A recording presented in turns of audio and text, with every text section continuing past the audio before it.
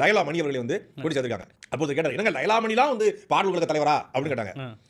நீ காக்கா பிரியாணி துண்ணா காக்கா குரல் கேட்காம உன்னி கிருஷ்ணன் குரலா கேட்கும் மாதிரி விஜய்க்கு ஓட்டு போட்ட லைலா மணி பாடல் உலக தலைவர் வராம உனக்கு என்ன பிரின்ஸ் கஜேந்திர பாபு வருவாரா?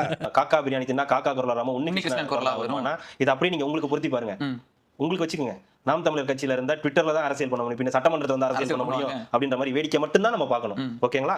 கருத்தெல்லாம் சொல்லக்கூடாது. நம்ம வேலை வேடிக்கை பார்க்கறது தான். கருத்து சொல்லிக்கிட்டு அங்க வந்து இது பண்றலாம் நினைக்க கூடாது. அந்த மாதிரி தான் இருக்கு. ஏன்னா இது வந்து ஒரு கட்சி, அந்த கட்சிக்காக ஒரு வேலை செஞ்சிருக்காரு. அது இல்லாம படிச்சவர், டிகிரி பண்ணியிருக்காரு. அந்த டிகிரி அந்த இது பிளஸ் தமிழ் உணர்வாளர், ஈழத் தமிழர்களுக்காக அப்பத்திலிருந்து காலேஜ்ல இருந்து போராடிட்டு இருக்காரு. அப்படி ஒருத்தருக்கு கொடுக்கும்போது உங்களுக்கு இங்க எரிய ஆரம்பிக்குது. எங்களுக்கு தெரியுது ஸ்மெல் வருது, நாங்க என்ன பண்றது, எங்களுக்கு ட்விட்லயே தெரியுது என்ன இந்த ஸ்மெல் வருது அப்படின்னு அதில் பார்க்கும்போதே நமக்கு வந்து தெரியுது.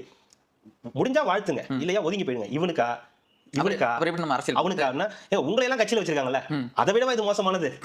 ஒருத்தருக்கு ஒரு அதிக ஒரு தமிழ்நாடு அரசுடைய முக்கியமான ஒரு இதை கொடுக்குறாங்க, பாராட்டுங்க, ரைட்டு. இப்ப நீங்க இப்படி ஒரு கேள்வி கேட்கறீங்களா, உனக்கா அப்படின்னு, உனக்கு போய் இந்த போஸ்டிங், உனக்கு போய் இந்த போஸ்டிங் கொடுத்துருக்காங்க கட்சியில, அதை விட வந்து மோசமான கொடுத்துடல. ஓகேவான போஸ்டிங் தான், படிச்சவருக்கு தான் கொடுத்துருக்காங்க, ஒன்னும் யாரும் தெரியாதவங்களுக்கு எல்லாம் கொடுக்கல, அதை பத்தி நாலேஜ் இல்லாதவங்களுக்கு எல்லாம் கொடுக்கல. உங்களுக்கு இந்த கட்சியில தாவேக்கால யாருக்கு என்ன போஸ்டிங் கொடுத்தாலும் இவங்களுக்கு தான் பிரச்சனையா இருக்கு. இதுக்கு போய் இது கொடுத்தீங்கன்னா உங்களுக்கு தான் கொடுக்கணும். நம்ம பார்த்து வளர்ந்தவே நமக்கு மேல வளர்ந்து உனக்கு கொடுக்கணும்னு சொல்றியா, இல்ல நீ யாருக்கா கொடுக்கணும்னு சொல்றியா, அண்ணனுக்கு இதை கூட்டு போய் கொடுக்கணும், அதை தான் கேட்க வந்தேன். அப்போ அந்த ஒருங்கிணைப்பாளர் நல்லா இல்ல, அது தேவையில்லை. அதுக்கு நீங்க தயாராகிறீங்க, அண்ணனுக்கு அதை கொடுத்துட்டா நம்ம இதை வாங்கிக்கலாம் தயாராகிறீங்க.